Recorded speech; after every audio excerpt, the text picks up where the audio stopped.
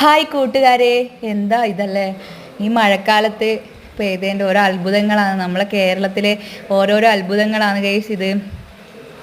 നിറച്ചും വെള്ളം കയറിയിട്ടില്ല കണ്ടത്തിൽ. നമ്മളെ വയലിൽ നിറച്ചും വെള്ളം കയറിയതായി കാണുന്നത്. നമ്മളൊരു 2-3 മാസം മുന്നേ ഇതിലേ കൂടെ പോയി ഈ കണ്ടത്തിൽ കുറച്ച് ഫോട്ടോ എല്ലാം വെറുതെ എടുത്തതാണ്. ആടെയാണിപ്പോൾ ഈ കാണുന്ന സൈഡിലെല്ലാം നമ്മൾ നടന്നതാണ്. ആടെയാണിപ്പോൾ പുഴ അല്ലെങ്കിൽ ഒരു കായൽ പോലെയെല്ലാം തോന്നുന്ന രീതിയിൽ വെള്ളം നിറഞ്ഞത്. എന്തെല്ലോ അത്ഭുതങ്ങളല്ലേ നമ്മളെ ഈ ലോകത്തിൽ നടക്കുന്നതെന്ന് ഇത് കാണുമ്പോൾ നമ്മൾ മനസ്സിലാക്കുന്നത്.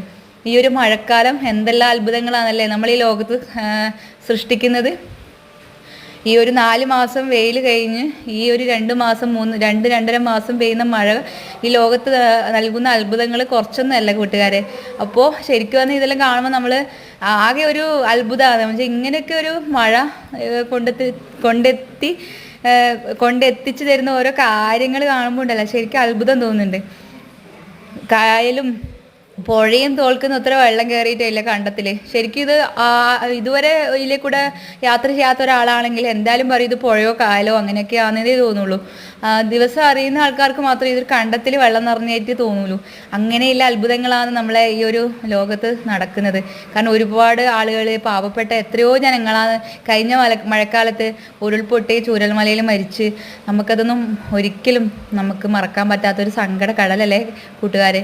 അപ്പോൾ അതൊന്നും നമ്മൾ ഇനിയിപ്പോൾ സംഭവിക്കാതിരിക്കട്ടെ എന്നുള്ള പ്രാർത്ഥന മാത്രമേ നമ്മൾ ഓരോരുത്തരെയും മനസ്സിലുള്ളൂ.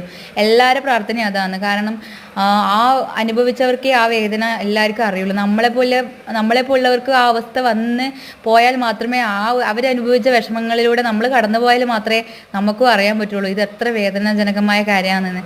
ശരിക്കും പറഞ്ഞാൽ ഞാൻ പ്രാർത്ഥിക്കുന്നു, ഈശ്വര ഇങ്ങനൊരു അവസ്ഥ വരല്ലേ. കാരണം എത്ര കുഞ്ഞുമക്കൾ എത്രയോ നമ്മളെ സ്വപ്നം കണ്ട് ഓരോ സ്വപ്നങ്ങൾ കണ്ട് നാളെ എഴുന്നേൽക്കാമെന്ന് ചിന്തിച്ചവരായിരുന്നു ഈ മണ്ണിൻ്റെ ഉള്ളിലേക്ക് ആഴ്ന്നിറങ്ങിപ്പോയത്.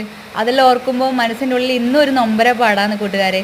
അപ്പോൾ അങ്ങനെയൊന്നും ഈ മഴക്കാലത്ത് സംഭവിക്കാതിരിക്കട്ടെ. സാധാരണ ഒരു നല്ലൊരു മഴക്കാലമായി മാറി നല്ലൊരു വേനൽ തരാൻ വേണ്ടിയിട്ട് നമുക്ക് ഓരോരുത്തർക്ക് പ്രാർത്ഥിക്കാം അല്ലേ.